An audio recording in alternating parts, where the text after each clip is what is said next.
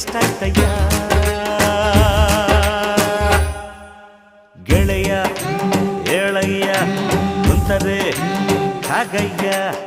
ಚಿಂತೆಯಾಕೆ ಮಾಡುತ್ತೀಯೋ ಗೆಳೆಯ ಬೇಡಯ್ಯ ಲವ್ವೇ ಹೀಗಯ್ಯ